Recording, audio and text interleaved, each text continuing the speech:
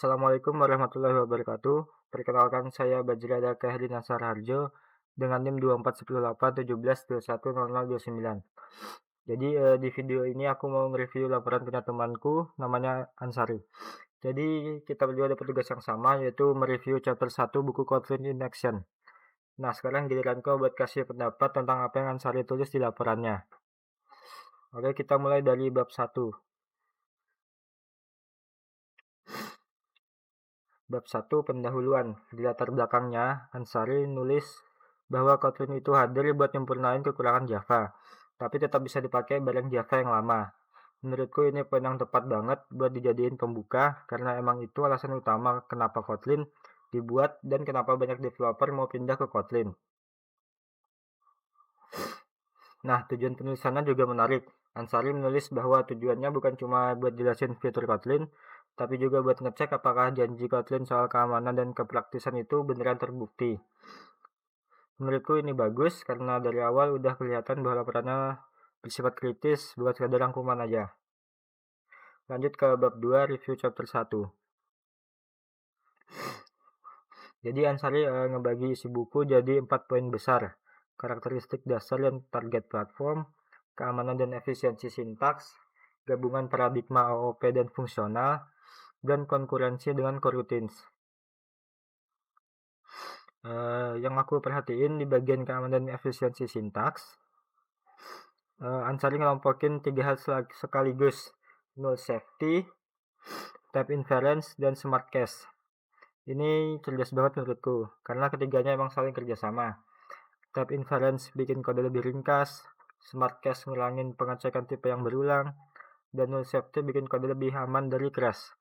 Kalau dipikir-pikir, ketiganya ini emang alasan paling kuat kenapa developer Java betah pindah ke Kotlin. Sekarang ke bagian coroutines. Ansari menulis bahwa coroutines itu bikin kode asinkron yang tetap kelihatan berurutan dan mudah dipahami. Aku setuju sama deskripsi ini karena emang itu inti dari coroutines. Kita bisa nulis kode yang jalannya di belakang layar, tapi bacanya kayak kode biasa. Beda banget sama callback yang bikin kode jadi berlapis-lapis dan susah dibaca. Lanjut ke bab 3, opini ilmiah.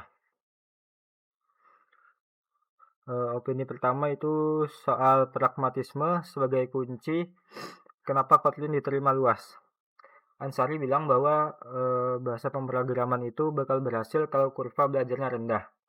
Dan Kotlin sukses karena banyak yang ngambil konsep yang udah familiar dari bahasa lain sambil tetap bisa dipakai bareng Java yang lama. Aku setuju banget sama ini. Coba bandingin sama Scala yang juga jalan di JVM. Dan sebenarnya fiturnya yang lebih canggih dari Kotlin. Tapi kenapa Scala nggak sepopuler Kotlin? Ya, karena Scala jauh lebih susah dipelajari dan nggak semulus Kotlin. Kalau harus dipakai bareng kode Java yang sudah ada, jadi kebenaran argumen Ansari ini kelihatan banget kalau kita lihat perbandingan itu. Opini kedua soal null safety. Ini menurutku yang paling kuat di seluruh laporan. Ansari nyebut data bahwa Google berhasil mengurangi 30% crash di aplikasi Google Home setelah pindah ke Kotlin. Ini kan banget karena bukan cuma pendapat, tapi ada angkanya. Jadi kalau ada yang nanya, emang null safety itu berguna beneran atau cuma teori? Ya, ini jawabannya, 30% itu angka gede banget untuk ukuran pengurangan crash di aplikasi sebesar Google Home.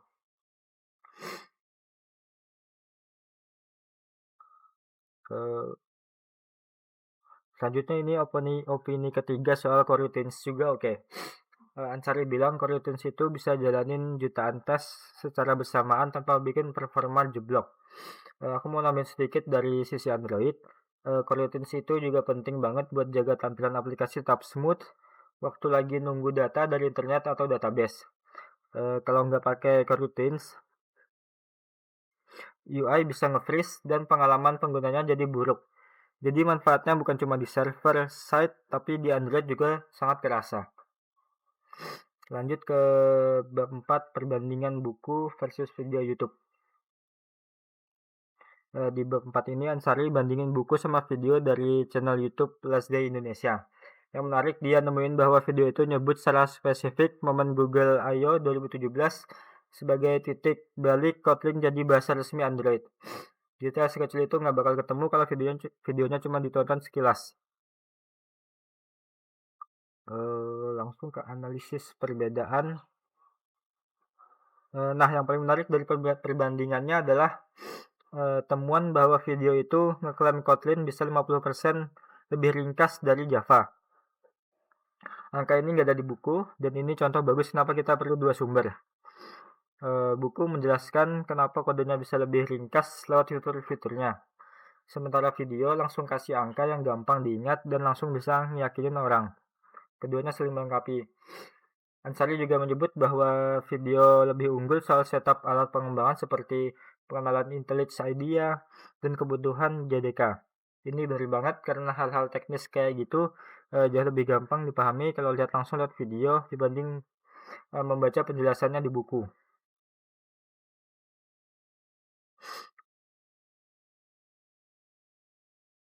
Kita langsung ke bab 5 kesimpulan. Jadi di bab 5 ini Ansari bilang buku itu paling bagus buat referensi jangka panjang kalau mau ngerti teori dan arsitektur di balik Kotlin. Sementara video YouTube-nya lebih cocok buat pemula yang baru mau mulai belajar.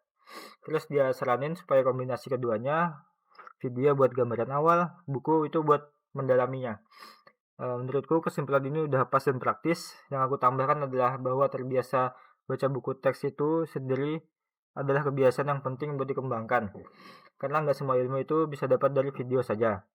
Jadi rekomendasi Ansari buat gabungin keduanya itu menurutku bukan cuma soal efisiensi belajar, tapi juga soal membangun kebiasaan yang baik sebagai mahasiswa. Itu saja dari aku. Sekian, terima kasih.